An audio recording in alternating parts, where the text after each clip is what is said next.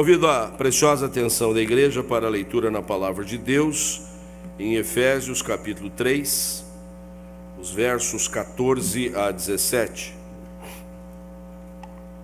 Hoje eu estou lembrando aqui daquela propaganda antiga, vocês se lembram da minha voz? Mas os meus cabelos já foram há muito tempo.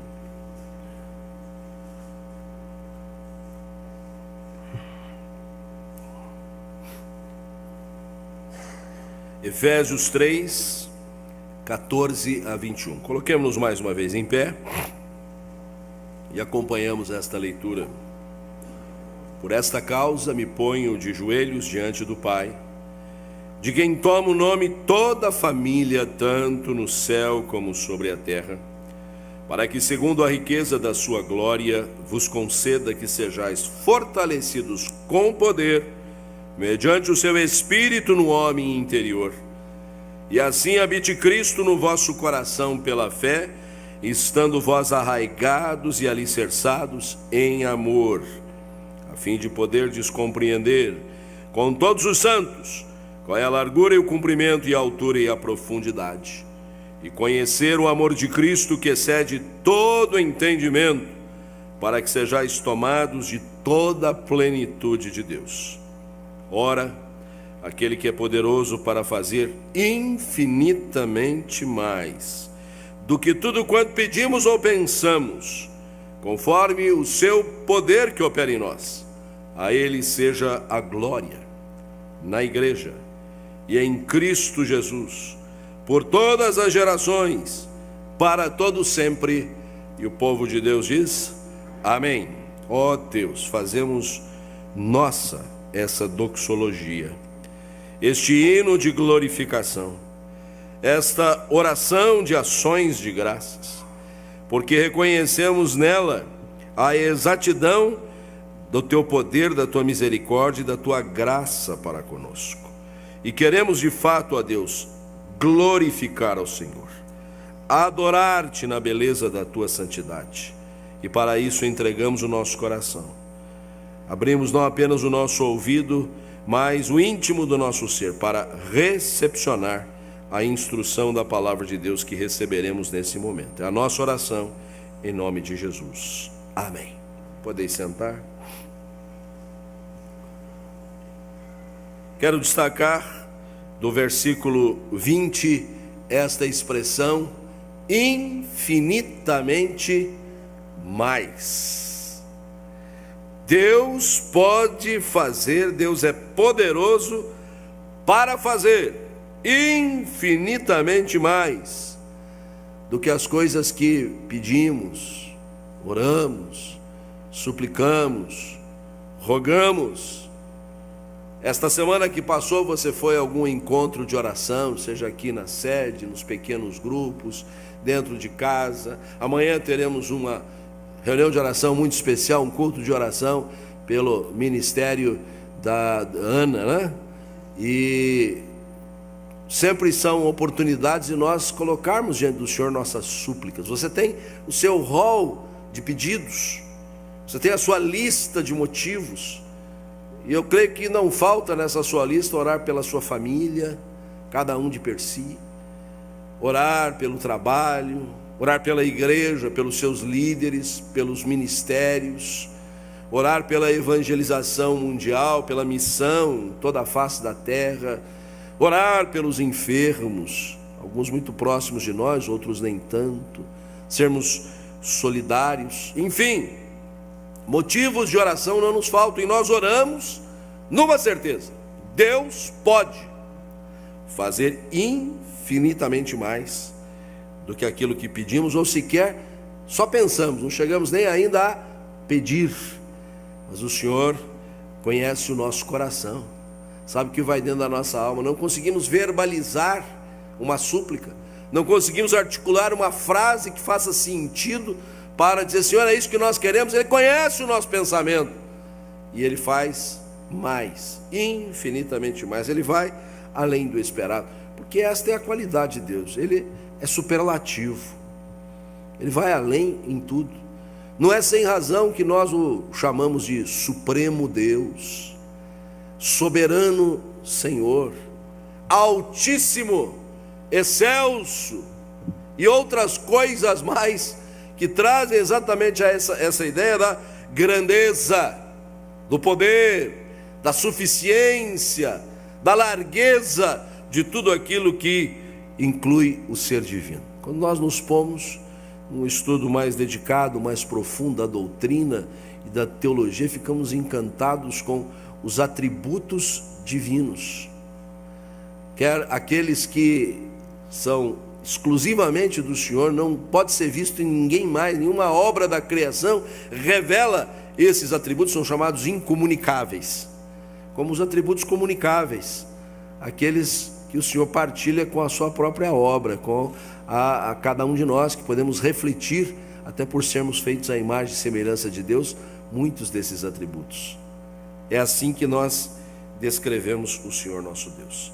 Esta passagem se encontra na riquíssima epístola aos Efésios, densa da doutrina e da teologia, e é mais uma das orações paulinas.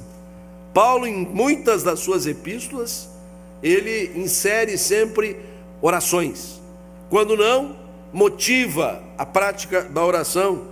Na carta aos Efésios, nós temos já a própria abertura, poderíamos chamar de introdução da carta, começando no capítulo 1, versículos 3 a 14, essa doxologia. Doxologia quer dizer um hino de glorificação a Deus. Bendito Deus e Pai de nosso Senhor e Salvador Jesus Cristo. E aí ele vai descrever as bênçãos que o Senhor tem derramado sobre nós na forma doxológica, de glorificar ao Senhor. E assim por diante. E aqui, particularmente, no capítulo 3, nós nos avistamos com esta oração, que termina também de modo doxológico. Aquele que é poderoso para fazer infinitamente mais do que tudo quanto pedimos ou pensamos, conforme o seu poder que opera em nós, a Ele seja a glória na igreja e em Cristo Jesus, para todas as gerações, para todos sempre. Amém. Mas o mais interessante de tudo é que nesta mesma oração nós somos apresentados aos grandes pilares que nos levam a render graças a Deus, a reconhecer que de fato Ele faz, Ele pode fazer, Ele efetivamente realiza infinitamente mais do que as nossas expectativas, do que aquilo que esperamos. Quais são as suas expectativas para o ano vindouro?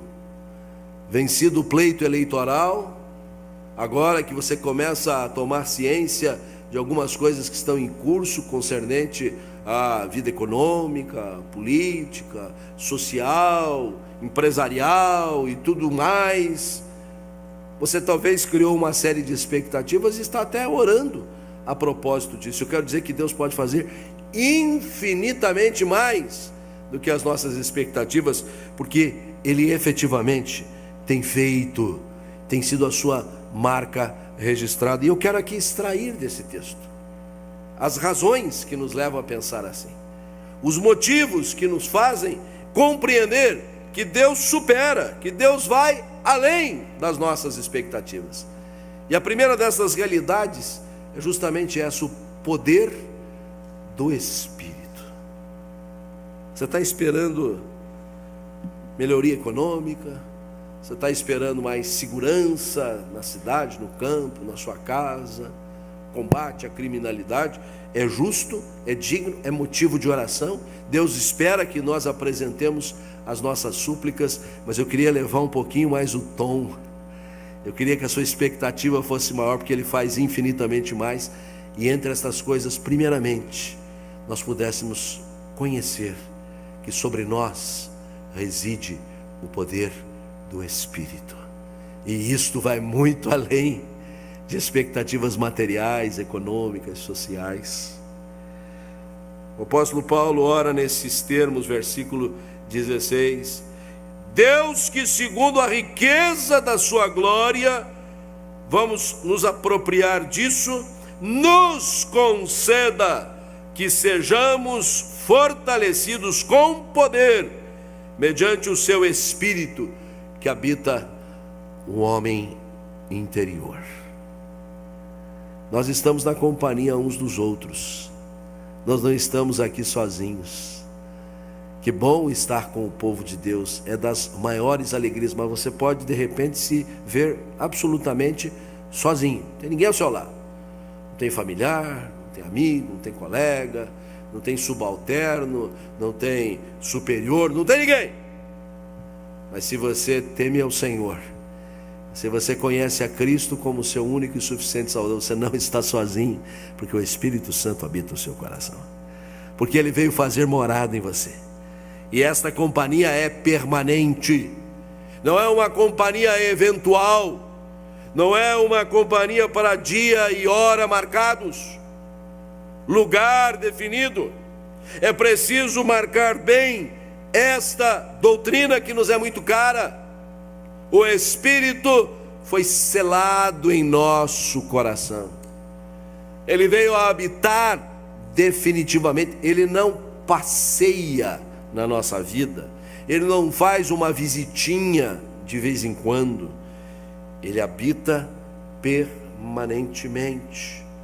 É nessa mesma carta, capítulo 1, no versículo de número 13, que Paulo diz: depois que ouvimos a palavra da verdade, o evangelho da salvação, ou seja, fomos evangelizados, conhecemos a Cristo como único e suficiente Salvador, percebemos que a obra que Ele realizou na cruz foi a nosso favor, cremos nisso, fomos selados com o Santo Espírito da promessa.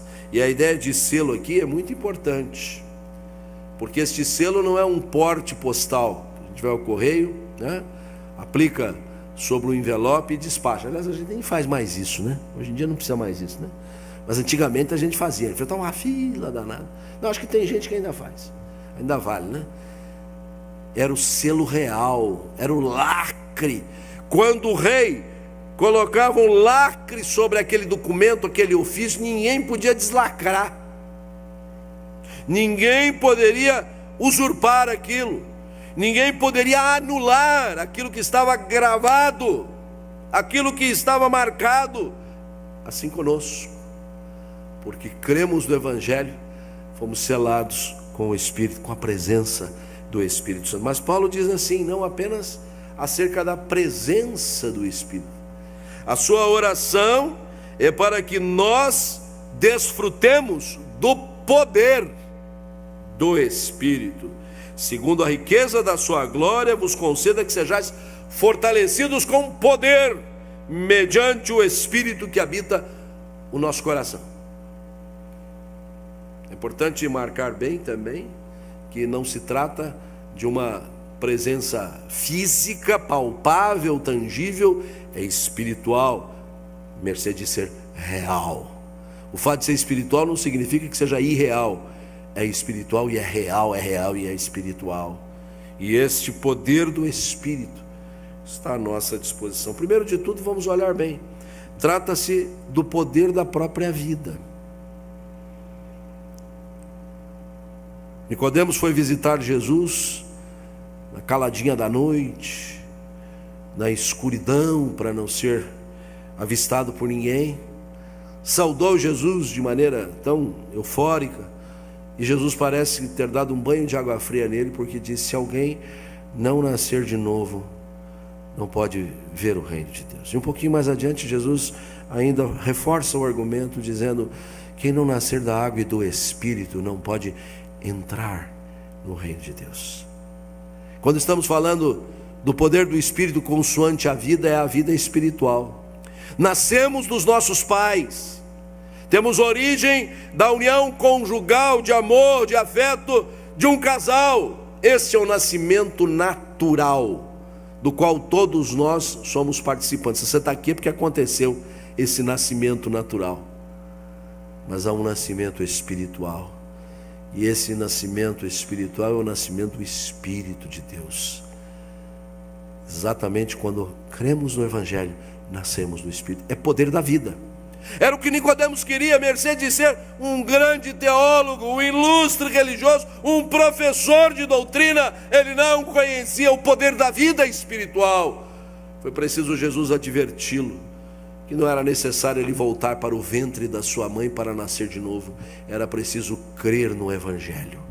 E crendo no Evangelho, ele teria o Espírito Santo no seu coração. E ele teria o poder da vida. Não apenas poder do Espírito consoante a vida espiritual, mas o poder do Espírito que nos coloca na família de Deus. Aliás, esta oração paulina principia dizendo assim: por esta causa me ponho de joelhos, o que indica que ele vai orar, né? Mas você pode orar em pé também, sentado, olho aberto, fechado. Mas ele diz: me ponho de joelhos diante do Pai, de quem toma o nome toda a família, tanto no céu como sobre a terra. Deus é Pai daqueles que o reconhecem como tal, daqueles que nasceram do Espírito. Deus não é Pai apenas daqueles que Ele criou a sua imagem e semelhança, mas o rejeitam como Pai. Por isso João, escrevendo o seu Evangelho, declara no capítulo 1 que Cristo veio para o que era seu povo, sua gente, aqueles que conheciam as promessas, aqueles que aprendiam desde a tenra infância os ensinamentos dos patriarcas, dos juízes, dos profetas, dos reis e da promessa do Messias. Ele veio para eles, mas não o receberam, o denegaram, o empurraram para fora. E aí João avança: mas a todos quantos o receberam, Deus deu-lhes o poder de serem feitos filhos de Deus. Ser filho de Deus é um poder, não é apenas uma certidão que a gente tira em cartório, que às vezes não serve para muita coisa. Aliás, hoje serve para muito pouca coisa mesmo, né? No passado o fio do bigode resolvia as coisas. Hoje as pessoas assinam documentos em N cartórios e isso não quer dizer nada. Mas ser filho de Deus é um poder espiritual, é poder do Espírito. Então é o poder da vida espiritual, é o poder de fazer parte da família de Deus, mas é também o poder para testemunhar o Evangelho.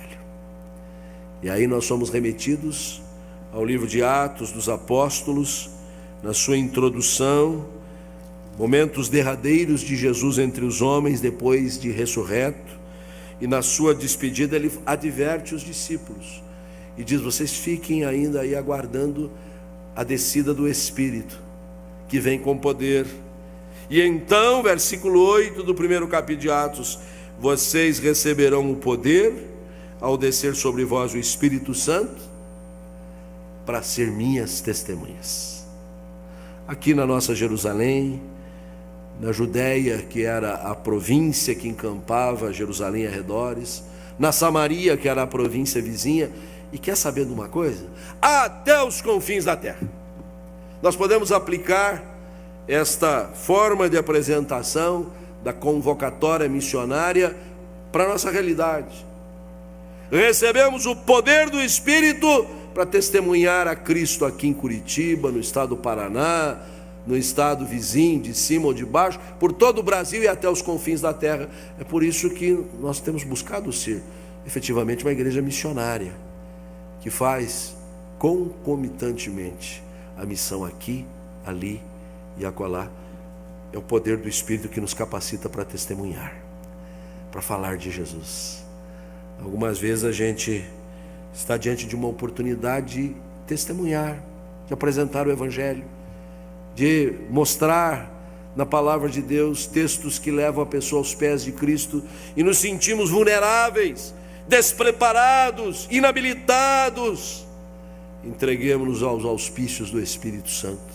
Os discípulos pioneiros tiveram esse mesmo dilema, e Jesus disse: fique tranquilo, inclusive quando levarem vocês às autoridades, o Espírito vai dizer o que vocês têm que falar. Ele vai conduzir vocês a toda a verdade. Isso não dispensa o concurso do estudo, da leitura. O Espírito aplica a nossa compreensão. Nós não aprendemos a palavra de Deus por osmose, nós aprendemos por dedicação. Mas quem faz o link é o Espírito. Portanto, quando a gente coloca diante de Deus motivos de oração, de súplica, por nós, pela família, pelas missões, sabemos que Ele vai superar as nossas expectativas, porque Ele faz infinitamente mais, inclusive nos conferiu o poder do Espírito. Mas em segundo lugar, esse texto também nos ensina a saber que Deus faz infinitamente mais, porque Ele nos conferiu também o amor de Cristo. Somos alvos deste amor. Fomos alcançados por esse divinal amor. E prossegue o apóstolo na sua oração, no seu pedido, na sua súplica, certo de que Deus vai fazer mais ainda. E ele diz assim: habite Cristo no vosso coração, pela fé. Nós cremos que Cristo mora no nosso coração por meio do seu Espírito. E estando vós arraigados e alicerçados em amor. É a prova de que Cristo mora em nós. É o certificado de que não somos habitados por ninguém mais, ninguém menos do que o próprio Senhor, por meio do seu Espírito, no homem interior. É o amor. E observem bem os verbos usados por Paulo: arraigados e alicerçados. Arraigados, enraizados, com raízes profundas. Nesta semana que passou, nossa cidade foi tomada por ventos tempestuosos. Eu não sei bem, mas parece que foram arrancadas da rua aí coisa de 70 árvores, né? Uma queda geral de energia. Lá em casa também nós ficamos às escuras, né? Muita gente aqui ficou assim até por mais tempo. E é impressionante como a gente vai invadindo o espaço das árvores, né? Vai construindo calçadas, não vai deixando, vai minando a oportunidade dela estar mais fortalecida. E aí quando cai, você vê o tamanho da raiz, né? A raiz enorme que estava ali, que foi se arrebentando toda. Eu fiquei impressionado um dia, fazendo uma caminhada, no momento que eu tive de espera para outro compromisso lá em São Paulo, numa rua ali, num bairro até muito movimentado. Era uma árvore que tomava conta da calçada inteira, assim, uma coisa impressionante. O amor de Cristo precisa ter essas raízes em nós, ir profundamente no âmago das questões. Por quê? Porque o tempo todo nós somos instigados a reagir de maneira violenta, com rispidez, com grosseria, magoando, machucando, ou ficando ofendidos, magoados também, angustiados. São as raízes do amor de Cristo no nosso coração que vão permear a nossa condição pessoal, de tal sorte que nada vai nos abalar, nada vai nos retirar desta condição. Nós vamos ser sacudidos para lá e para cá pelos ventos tempestuosos da vida, mas nós estamos enraizados no amor de Cristo. E o outro verbo, alicerçados. As raízes se aprofundam, o alicerce também se junta à fundação do edifício. De um lado, uma figura mais ligada ao campo, à agricultura; de outra, uma figura ligada à tecnologia, à construção. Mas os pilares se erguem. Para quem não sabe, os pilares que sustentam esta galeria, né, e também todo o nosso prédio aqui, até não são muitos, né? Mas é uma carga grande. Outro dia nós falamos 600 toneladas, né? Acho que são 600 toneladas. Vocês que estão aí em cima, vocês estão abaixo de vocês, tem 600 toneladas, viu, gente? E vocês aí de baixo se cuidem, viu?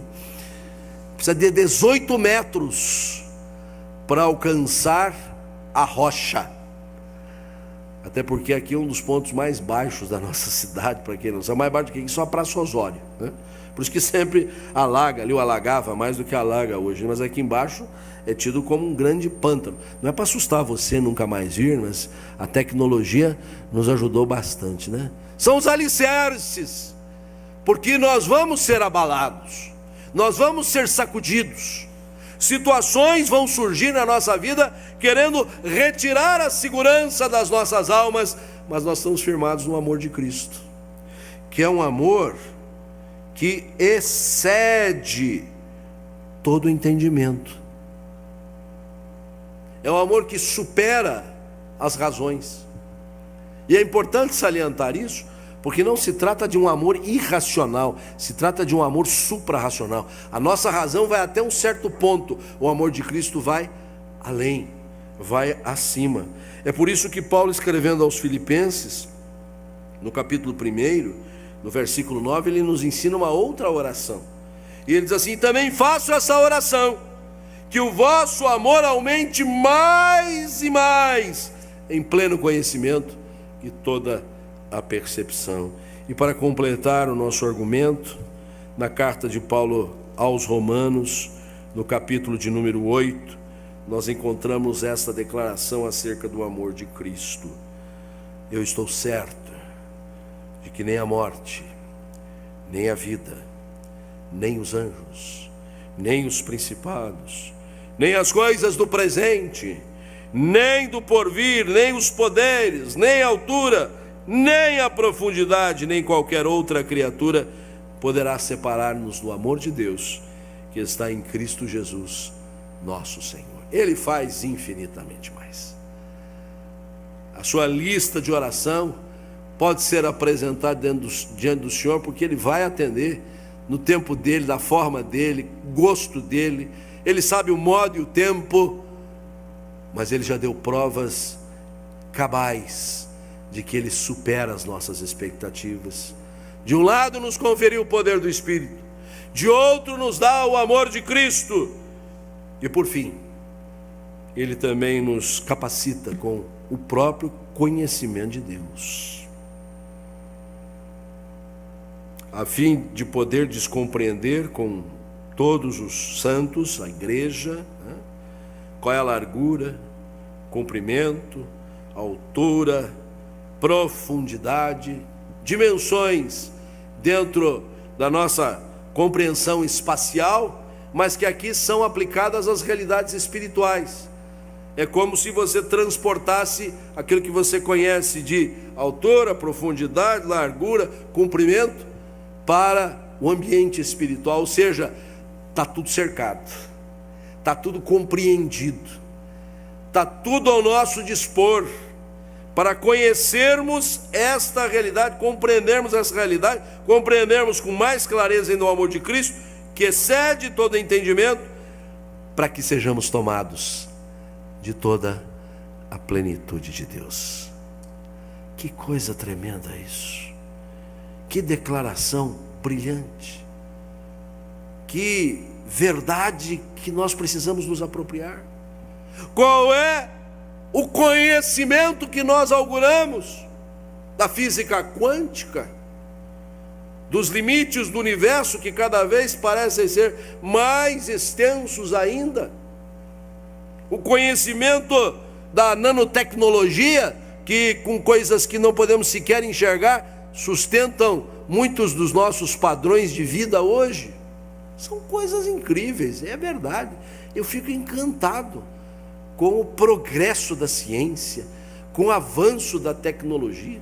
Não devemos dispensar nada disso. Não somos retrógrados, não andamos para trás, nós avançamos. Mas uma coisa nós sabemos: isso não é nada para quem tem a oportunidade de desfrutar da plenitude de Deus, do conhecimento pleno do Senhor, de ter comunhão completa, firme e segura com o Senhor.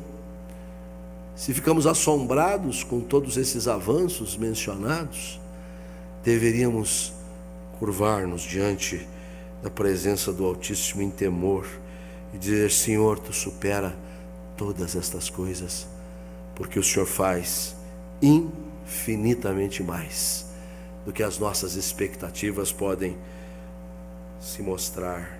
Por isso, ao Senhor seja a glória. Motivos para glorificar a Deus não nos faltam.